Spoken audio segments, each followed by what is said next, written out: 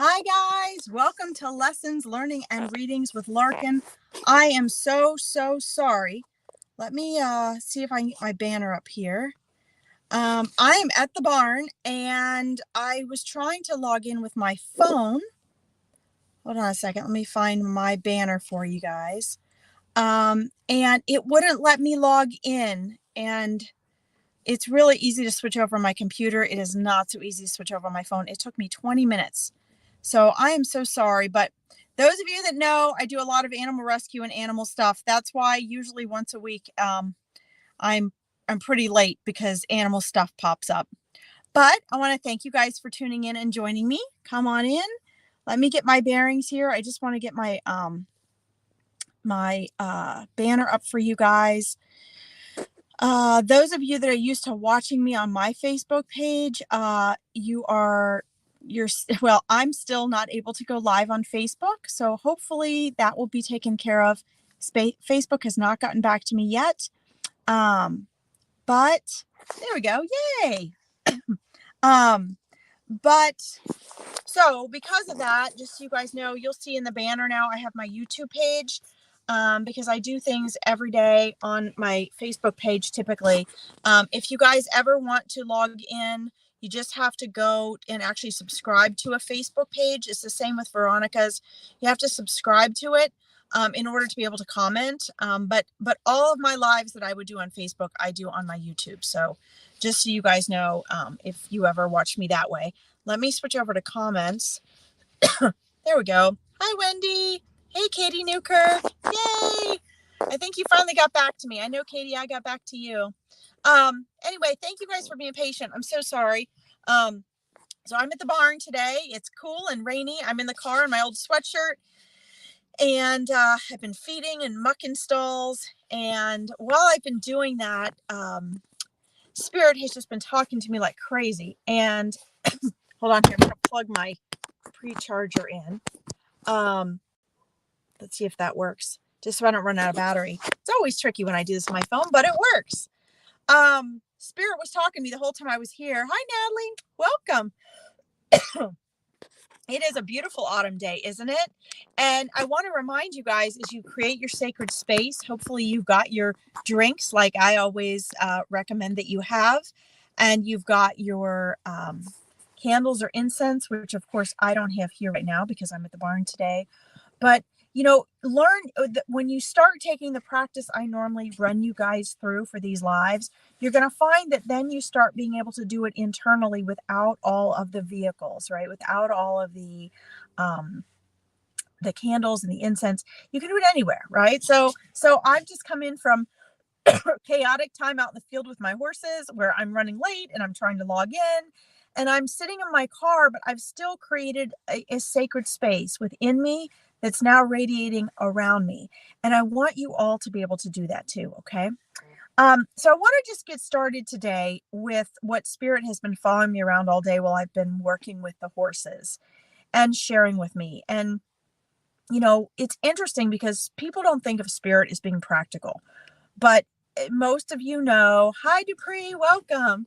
Most of you know, hey Donna Ray, don't forget I'm on my phone. So if I miss you guys or I don't scroll up and down as much as usual, remember I can't star you on my phone. And if I miss you or don't say hi, it is absolutely an accident. I have to be careful what I touch on my phone so I don't throw myself off, okay? But one of the things that, you know, I think people need to understand is that Spirit is practical. And instead of separating our spiritual life, most people seem to kind of put their spiritual life in with their emotional life, I find. This comes from being a coach and client or coach for a mindset and transformational specialist for 15 years. And then we tend to put the practical aspect in with the thinking, right? But really, your spirit team, your angels, your spirit guides, your loved ones, they're so practical, guys. They're so practical. And while I'm cleaning stalls today, you know, Spirit came, you did get back to me. Yes. Love it, Katie. Spirit came in and was like, look, you really need to talk to them about why they don't get what they want. And even though this seems to be more of a mindset thing, Spirit's going, you really need to explain to them and remind them about showing up for themselves. And, so I'm going to share this with you both from what's coming through from Spirit before we get into readings, and also how I see this play out with my clients. I have mindset clients that learn to stand in their power, reclaim their power. They learn to have self-confidence and manifest. And then I also have an Awakening Your Intuition course where people learn to build confidence and develop their intuitive and psychic abilities. They get confident in those skills and they learn to, discover their superpowers. In both of those cases, their spirit teams are guiding them and working with them as well. But in both cases, and I don't just see this with me, I see this with colleagues, I see this with friends and family, I've seen this with myself. If you're human, you do this. We have this tendency to not show up for ourselves. And when I ask any of my clients, who and what is standing in your way? Almost every one of them can answer me. Almost any one of them can answer, it's me standing in my own way. But yet there's always this danger period when clients start working with anyone, a therapist, a specialist, a counselor, a coach, or they start any sort of program or transformation. There's always this risk period. Usually there's more than one, but there's often this risk period. And it's when the mind, the ego freaks out and you're believing your thoughts still because you haven't gotten far enough in the coaching to even realize you're believing your thoughts, and you get trapped. And then what happens is you believe your thoughts and you self-sabotage before you even get started. And, I've seen this happen. I've coached for 15 years, and every single year I've done it, no matter how picky I am about who I let in my programs, there's always one or two that do this. And I see friends do it. I see colleagues do it. I see family do it. It's, you start something and then your ego doesn't want to give up control. And you see everything you want is outside of your comfort zone. And Spirit wants me to remind you guys of this. Hi, Andrea, welcome. Spirit says remind them of this, because who's the one you believe all the time? Your own thoughts. And it's your thoughts that convince you, hey, maybe this isn't the right coach for me. Hey, maybe this isn't the right yoga class for me. Hey, I don't think that this coaching program is the right match for me. Hey, I think that I should be doing astrology instead of this. Hey, you know what? I just don't have enough money for this. But yet they'll, how many times I've gotten that excuse from people? They say they can't afford to invest in themselves for transformation, for mindset work. They're up all night. They can't even sleep. But yet when they go to get in a coaching program like mine, where they can transform their mindset, their excuse is they don't have the money. But yet they take a cruise, or they go out and they buy $100 pair of shoes. Do you see what I'm saying? So my point is, guys, is that there's one and only one person and set of thoughts that you can never get away from, and that is your own. And Spirit knows who is on here today. And yes, this sounds like just mindset advice, but it's not. It's coming from your spirit guides. And I can see, as they're telling me this, they're watching you guys. They're watching how you guys self-sabotage, and as a coach, this is the hardest thing for me. As a reader, this is my biggest challenge, because you can't argue with someone's ego. My goal this year was to stop fighting for my clients harder than they fought for themselves, because it doesn't work. It only makes them angry at you. You can't tell someone something when their ego is telling them something else unless they really want to change and believe it more than they're afraid of being uncomfortable. Guys, Spirit wants you to know unequivocally, everything you want is outside of your comfort zone. Everything you want is out of your comfort zone. The answer to everything you want means you have to make the unfamiliar familiar and the uncomfortable comfortable. Period. End of story. So if you start coaching or counseling or therapy or yoga or a course with someone or a new diet, And you all of a sudden hear your mind, you feel afraid, you hear your mind telling you this isn't a good match. You should do this instead. Don't believe it. It's an excuse. And already this year I've had to say to certain people, okay, good luck. And they're usually the people that had to beg me to work with me.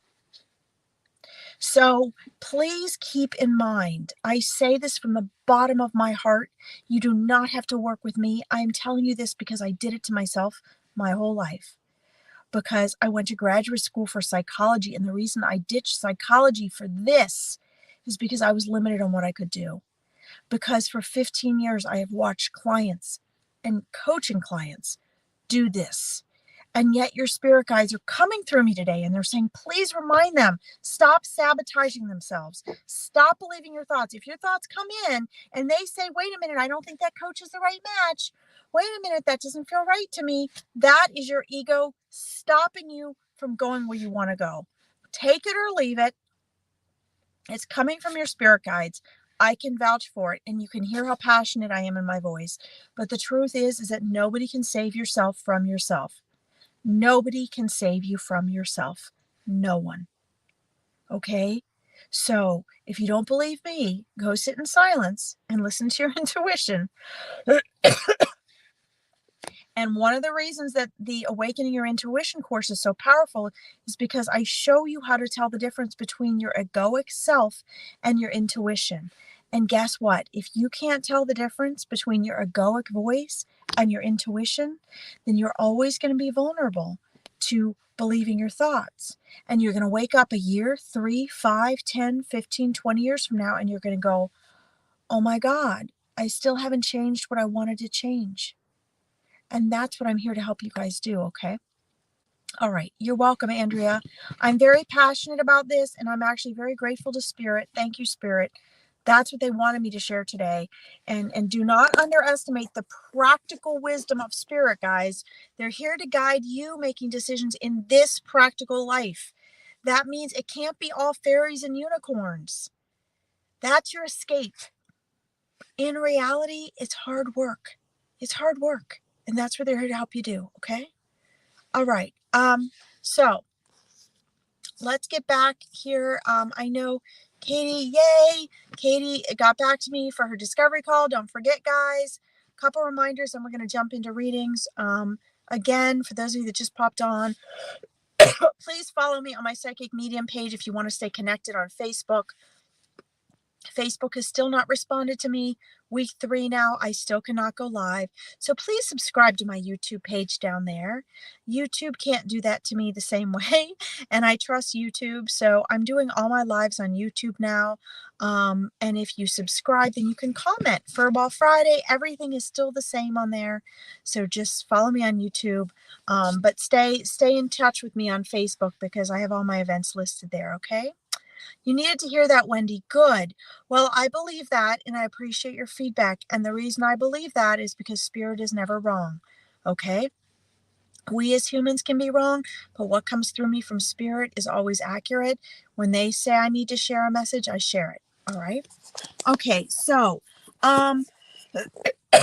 I am also really driven this week to talk about life on the other side, before and after death. This has been very important. Spirit has really been nudging me to do that. I don't know if it's because it's autumn and people are going through a change of mental and emotional frequency. This time of year, we're going into a year of sort of stocking up, a year of, this is a time of year where you kind of save up and you nest, and the things you want to eat are different. The activities you want to do are different. The way you think is different. And Spirit's finding this an opportunity. Maybe it's a time people are really missing their loved ones more than ever. But, one of the reasons I'm here in this world and I have the abilities I have, you all have these abilities, by the way, but is because we need to stop having this negative connotation about death. Okay, there is no death. No one goes anywhere.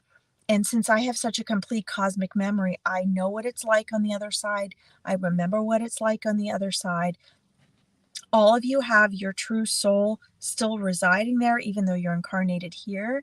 I go back and forth all the time to the other side when I'm doing readings. So, one of my purposes here in this life is to be able to share that with each of you so you guys remember we're just changing frequency and form when we're here.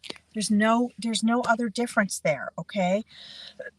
So, anyway, you can, if you like that and you want to learn more about it, I have so many opportunities to do that, including with my readings. So you can find me on my Psychic Medium page on Facebook for more of that. Okay. So there are some souls here today coming through, and some angels and spirit guides wanting to connect with people today that are of souls that have crossed over, not necessarily recently in our time. Keep in mind, hi Rebecca, welcome. Keep in mind that um, your loved ones, when you are before and after you come here, are outside of space and time. Outside of space and time. Okay. So for them, they don't miss you. Your lifetime here is just like a second for them. So when they come to visit you, they have to select a specific space and time in which to come to visit and communicate. Okay. On the other side, there is no space and time. They know that there is no loss. So to them, when we're still here and they're on the other side, it's just like you're on vacation. Okay. They don't miss you. For us, we're limited in our senses, right? So we're going, oh my God, like, they're gone forever. Hey, Anne, welcome. So please keep in mind that perspective is very different. And there are some souls here today that have been back on the other side from our perspective for a while now. And um, they are, wanting to make sure you guys know that they're okay, and make sure that you know that they are there. It doesn't matter how long they've been gone, that it's still as though they can still get through to you, right? People go through a process when they cross over, but some people say, oh my God, I don't know if my loved one's going to come through. It's been 10 years or it's been 20 years. It really doesn't matter because there is no time, right? When you guys incarnate, when you reincarnate, you can reincarnate in the past, okay? Because we incarnate from a place outside of time and space. So everything adjusts accordingly, okay? This is kind of beyond our human mind. We get sort of blown away by that, right? But it doesn't matter. But what does matter to those on the other side is if there are people, hi Kay, welcome. If there are people that have unresolved issues with the passing of someone, keep in mind, number one, there are never any unresolved issues, okay? Because the issues that we see as unresolved is our ego, our egoic self wanting something resolved, making up the fact that there's a problem when there wasn't one, okay? When you're in spirit, there is none of that. Everything is perfect. Okay. Everything is as it should be. There are no issues.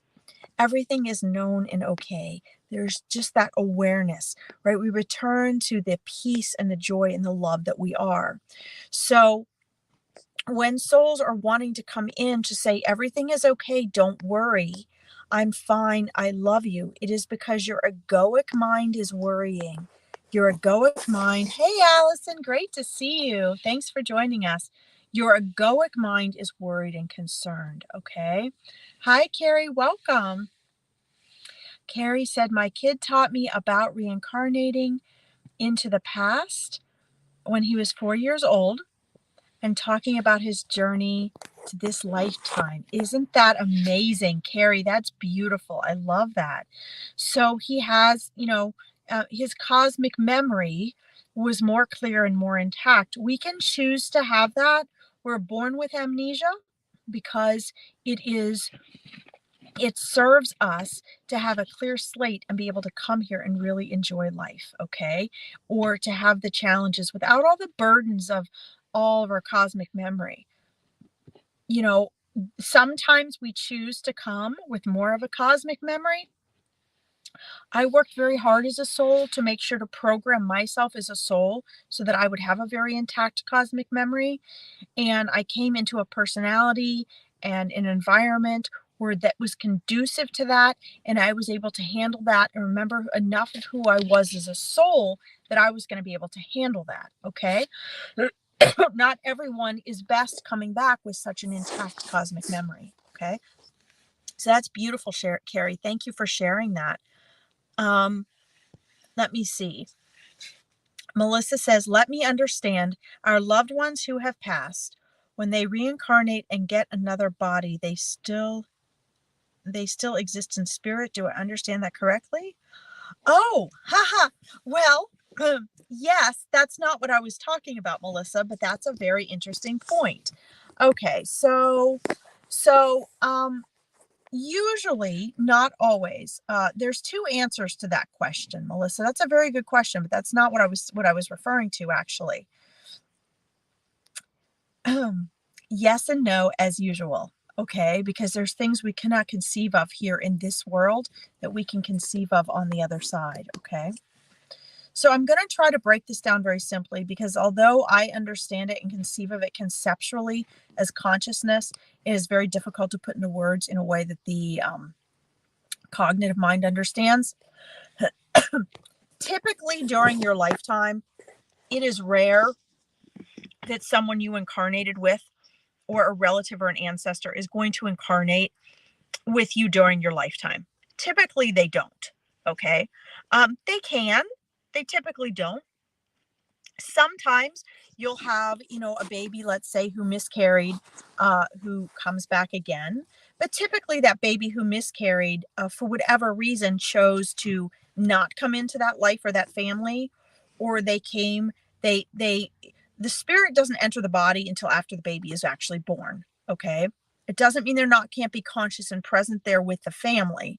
But, sometimes that soul or spirit just needed to have that experience, or they change their mind. There's all sorts of reasons. And then, yeah, they can come back and incarnate. But typically, if we've had an incarnation with someone, when they leave this world, they want to observe and or be present or interact with us and rejoice when we return to non-physical as well.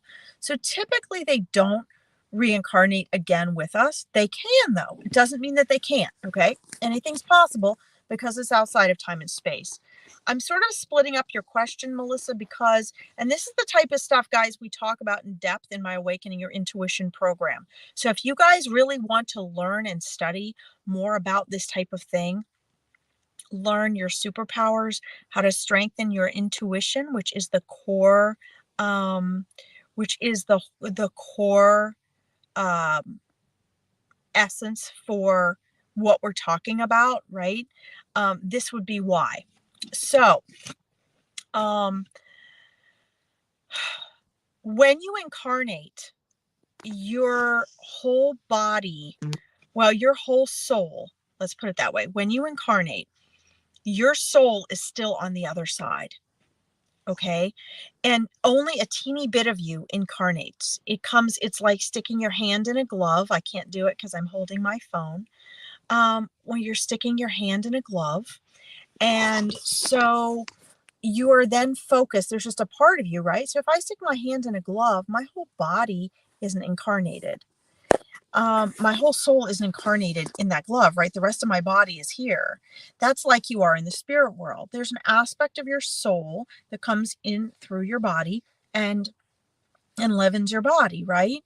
But the core of you, you're way too big to incarnate. Your body's actually also in your soul, and your soul actually remains on the other side, which is why when I do a lot of channeling and information, I can just tap right into my higher self that is still on the other side. Okay, you all actually have that. Okay, so it's kind of answering your questions in different ways. And then, so I kind of answered that in two separate questions. Yes, so in a way, Melissa, yes, that's true. But as far as reincarnating, it typically doesn't happen. Okay. So anyway, that's very important for you guys to understand as well. Okay. So great question, Melissa. Absolutely great. Let's see. Awesome, Katie. You'd absolutely love it. You'd love the Awakening Your Intuition course. You'd absolutely love it. Hi, Keith. Welcome. Okay, guys. So let's see here. Leona says, my 13-year-old remembers dying and coming back to life. She was only 2 weeks old. Beautiful blessings. Wow, that is so absolutely amazing. I love that. How beautiful. Um,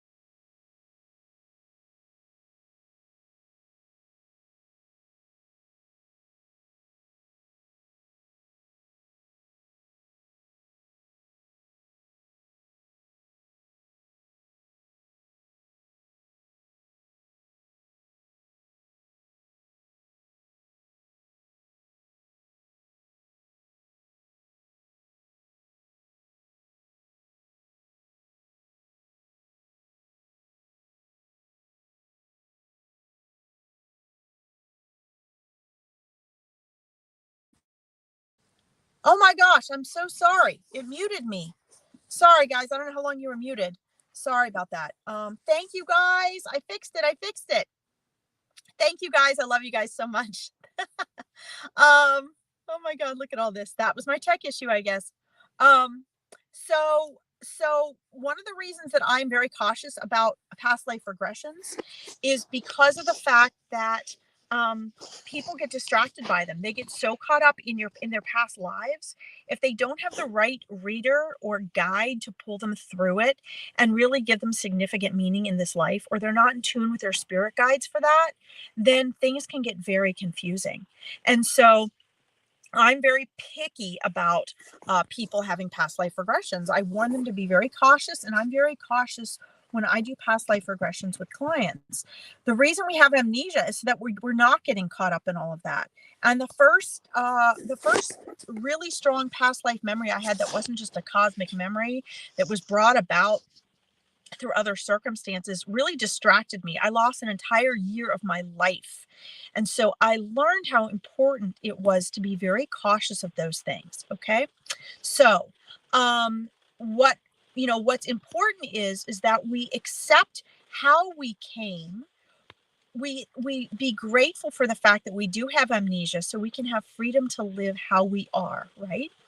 But then at the same time, remember who we are as a soul. That doesn't always mean remembering past lives. Sometimes it just means finding our white light. Sometimes it just means growing our intuition and learning to trust it. Sometimes it means connecting with those spirit guides who will help us remember the aspects of ourselves that is safe for us to remember in this world without us getting sidetracked and having a past life. Okay.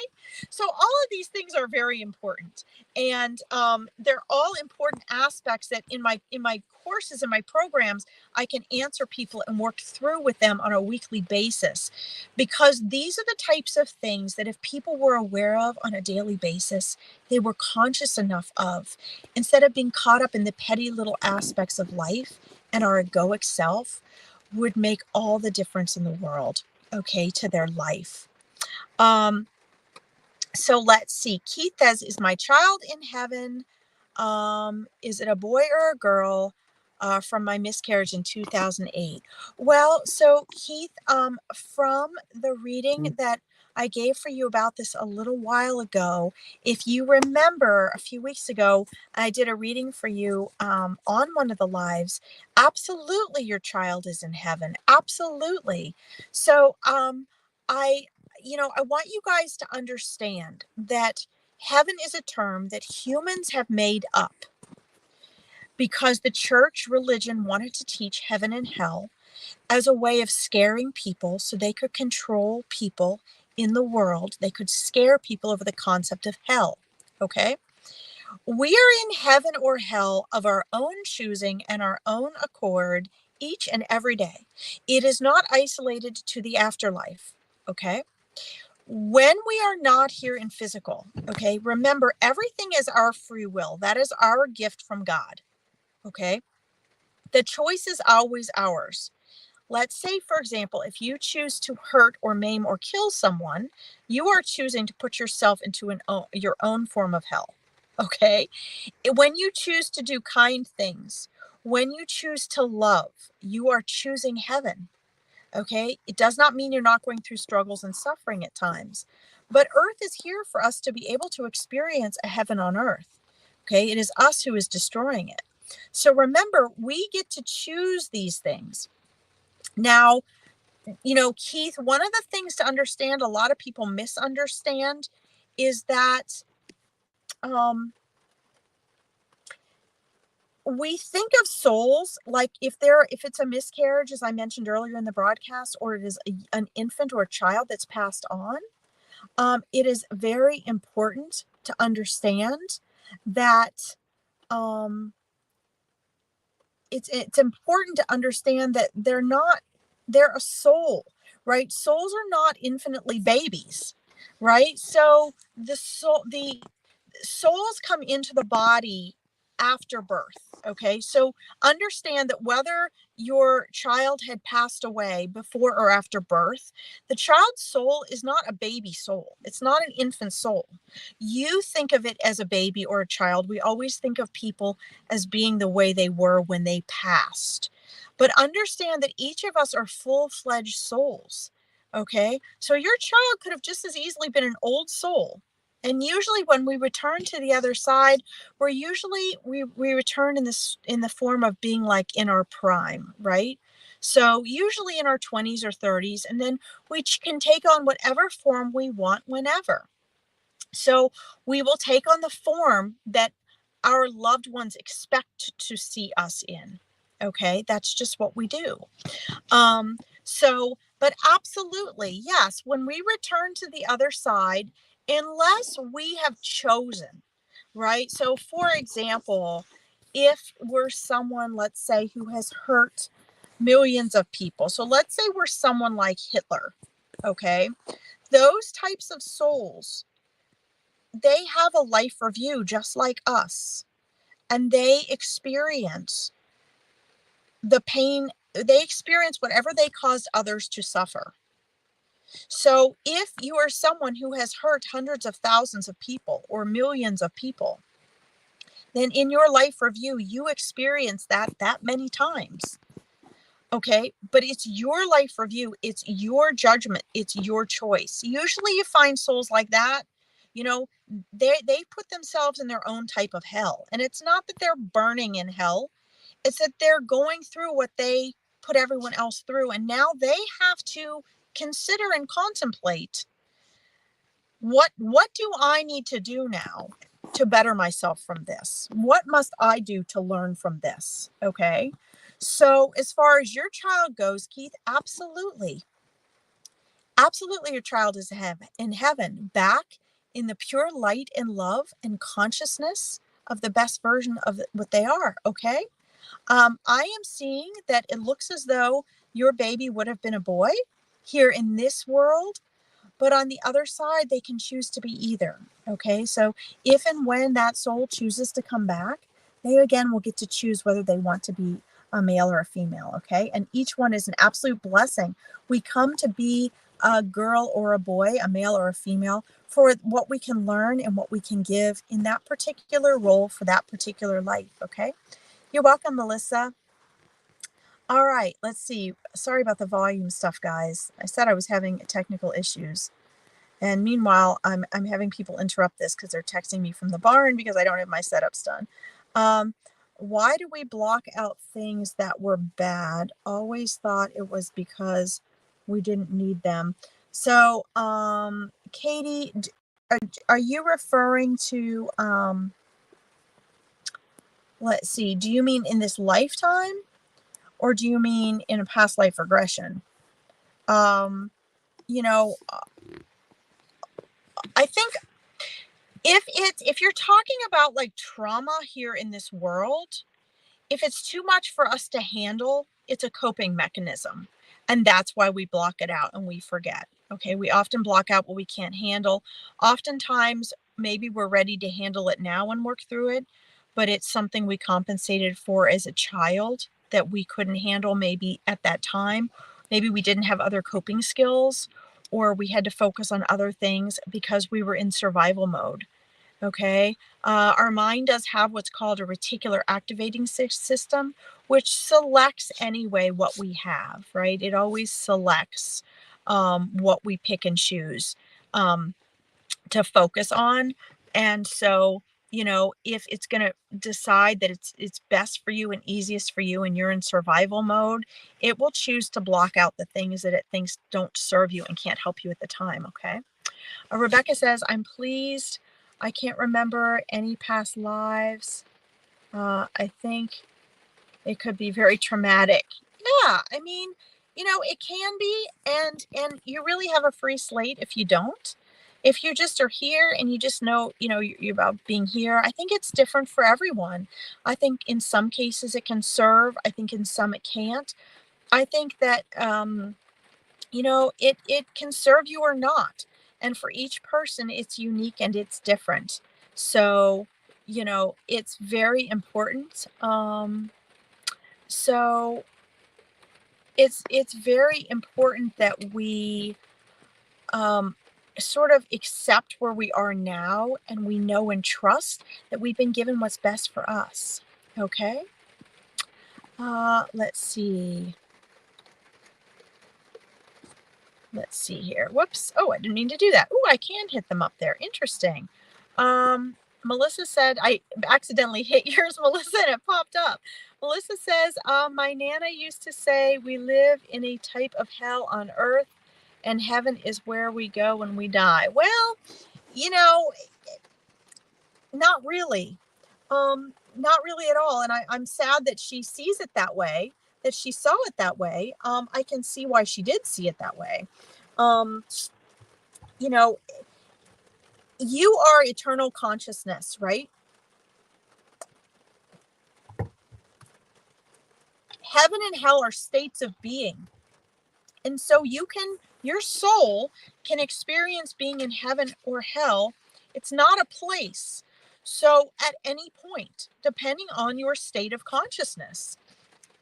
So you can be on earth here in this manifested material world and be in heaven or hell. And you can be, over in heaven. And if you choose, let's say you decide that you've had a terrible life and you're going to hell, you might cross over and either be delightfully surprised, or you might cross over as people who have done a lot of terrible things and have a life review and decide, oh my gosh, like, I don't know, if your state of if you're going to choose to keep your state of consciousness in an unhappy place, you can choose hell over there too if you want to. I mean, some souls do.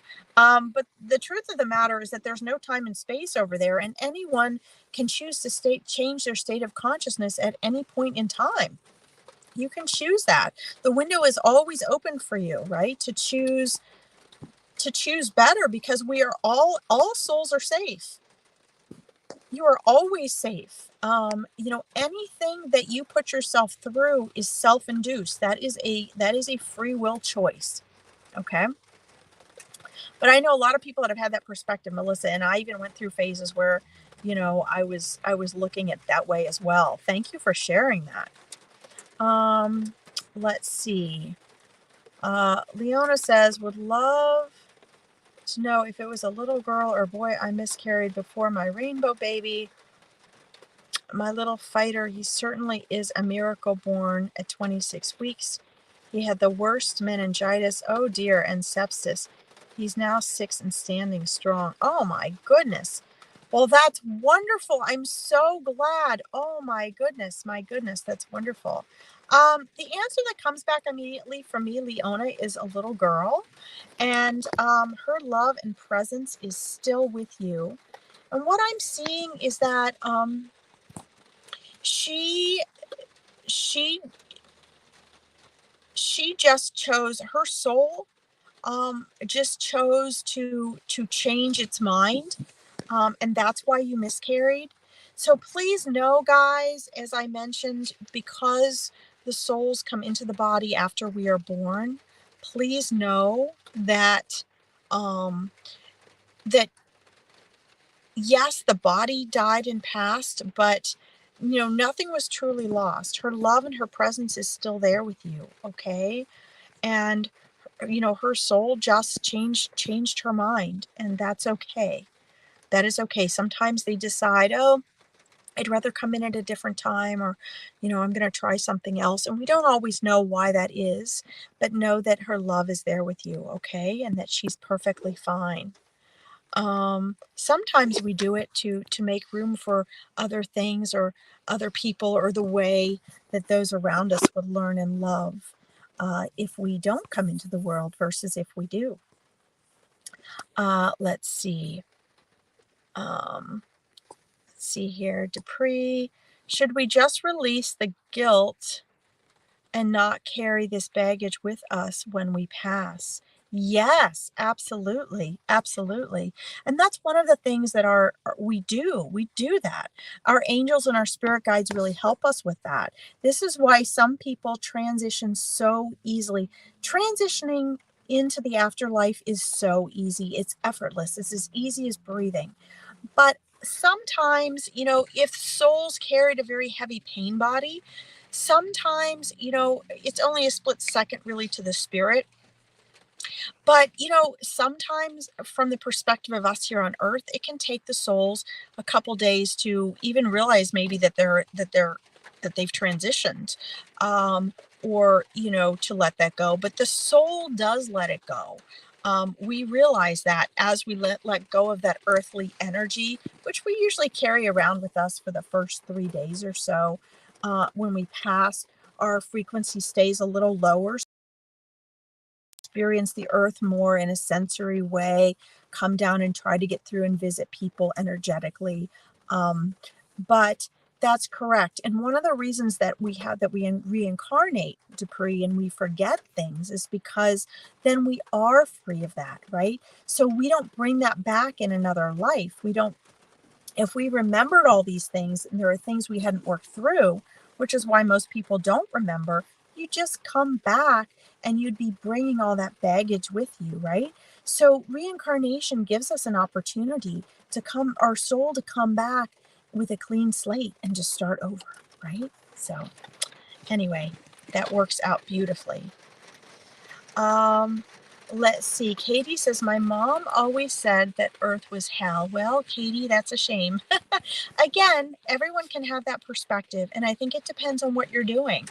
When I was really, really in deep with the horse rescue, and I was frantic all the time, seeing all these souls that I was trying to save, and I was monitoring how much time they had to be saved each week, the world here really seemed like hell. It really did. And I realized I'm not a nervous person. I was shaking and nervous all the time. I was stressed. I couldn't think about anything else. I was frantic about how to save all these horses. And I found that I'm just too much of an empath. I had to shift myself to another aspect of horse rescue. And so, I was choosing something that was shaping my perspective of, yes, this world being hell, right? And I had to shift out of that. So it really depends on, nothing has meaning until you give it meaning. It depends on your perspective and what you're looking at and how you're viewing things. And that really does make a big difference. Okay. All right. So I love that you guys are sharing these. These are the types of things we share in my Awakening Your Intuition program, where we discuss these and people become very familiar and comfortable with, trusting their intuition. Don't just take my word for it, guys. I'm speaking through spirit to you, but your soul knows these answers as well. So you'll be able to feel, as these answers are coming through, how they resonate with you. Okay. Oh my gosh. Yes, Keith, a little you. You're so welcome. You're so welcome. Uh, uh let's see. Carrie says, can one simply choose heaven now despite karma? Yes. Is the path to clearing negative karma formula or unique to the individual experience? Well, actually, both. It is completely shaped for each individual, Carrie. It is very unique to each individual. However, there are universal laws with it. That is such a great question. Oh my God, guys, this is the stuff my coaching clients ask me, my course clients. This is wonderful. If any of you are interested in that course and you want to schedule a discovery call, a free discovery call, it's not a sales call, it's not a free reading, and it's not a free coaching call, but people that are interested in the course or the mindset coaching can schedule one as well. So I can see if you guys are a good match for that. But we talk about these very things. So I love these great questions. So you can always choose heaven now. You can always choose heaven now. Okay. Karma is a very interesting thing because our human egoic mind gets very tied up in karma and what it means. We get really caught up in it. And we struggle with that because we want to analyze it in a very intellectual way, almost like we're going through, like a college course with something. Karma is actually self-induced. So let's say you've built up a lot of karma. Let's say you've just stolen from people your whole life and you built up karma, because karma essentially, what you give out is what comes back to you, right? So if you're constantly stealing from people, you are building up a karma of having things stolen from you. It may not be the things you find to be equivalent. Maybe you steal things from people that are materialistic things, but they have sentimental value. And so with that, you're stealing people's memories and their peace of mind and their ability to heal and all that sort of thing. There's all sorts of things that karma could come back as. It could be, a loss of a relationship, or a loss of financial security. It could be whatever is going to be equivalent to that energy, to that peace of mind, to that need to heal, right? Now, here's the thing. If you have a quantum leap of consciousness and you have an awakening, then your consciousness elevates to that of one who would not need that karmic learning. Okay, there is still, it depends on your level of self-awareness and the degree in which you feel you need to pay that back, or you are aware of or think you've done something wrong. Now, on the other side, there is no right and wrong. Okay, that duality, as Abraham Hicks talks about, is isolated to this world. Okay, so karma is a very interesting thing. We can pay back and balance our karma instantaneously through our conscious choices. It doesn't have to be something that drags out, or it can be something, if we remain more unconscious, that we really drag out. Okay. Such a good question. And that's such a short answer. I wish I could go on with that answer for 6 hours, Carrie, but I hope that gave you a nice summary. You can, and keep in mind, guys, karma is not just negative, and again, negativity, that concept of negative is contrast. But you can always choose heaven now. This is why my coaching clients are required to read The Power of Now. Eckhart Tolle, that's what Eckhart Tolle is trying to guide everyone to, okay? All right, so Dupree, does your astrological birth chart show the lessons we need to learn in this lifetime? What a great question. Well, it is a partial representation. I would not say it holds everything, but it does hold the keys to the frequency, personality, and setup of the framework that you will have for what you need to learn. Yes. One of the things my Awakening Your Intuition coaching clients learn is something I made up called intuitive astrology. And I did astrology for decades. And from that, I created intuitive astrology, where you learn to feel that within yourself and draw upon the aspects that balance you out. So in astrology, if you actually use ancient astrology correctly, I don't mean these stupid little, what are they? Your astrology reading for the day or whatever, your predictors. I'm not into those. But the real ancient astrology it's used more as a clock and a map. So within your chart is embedded your challenges, which, obstacles are opportunities, right? So your challenges are your lessons, which you can learn in an instant or you can learn over lifetime. The choice is actually truly yours. It's all about awareness. But with that is also, you also have within your chart your limitations that make those challenges harder, but you also have your the aspects that are going to help you to overcome those challenges. And so that's all embedded in your chart, which is what I think is so fascinating about the charts, right? Whether you're aware of the charts and you choose to use them consciously or not, regardless, they're amazing. And if you choose to use them consciously, they're so much fun, and it's fun to see and recognize what's going on as you're going through it. But regardless, that's going to be working for you. Okay. Such a great question. Yes. Let's see. Is it something you can release, or do you have to go through it? Let me scroll back up, Katie. Do you mean, do we have to go through what, Katie? You mean karma, or do you mean, let's see, is it something you can release or karma? Oh, no, you can release it, but it is also a going through process. I know, again, this sounds contradictory because it actually really is contradictory. Again, consciousness is the key. So with a leap in consciousness and or a powerful choice, you can take lifetimes of karma and release it. But in essence, when you're doing that, you are working through it, but you don't necessarily have to work through it in all of them in a manifested earthly fashion. Now, depending on the type of soul you are, and if you're learning your lessons or not, a lot of people do. A lot of people have to come back time and time and time and time again until they work through it. And that is more common, but it's more common because of the very thing that Spirit asked me to share with you when I started this broadcast. For those of you who remember, what was their lesson? Stop getting in your own way. Stop stopping yourself before you start, right? I was telling you about clients that start my program or start somebody else's practice, and then they give up on themselves because their ego doesn't want them to get out of their comfort zone. So they tell them, oh, this isn't a good match. Maybe you shouldn't do that. Self-sabotage, right? Most people, once incarnated, self-sabotage. We all do it at some point.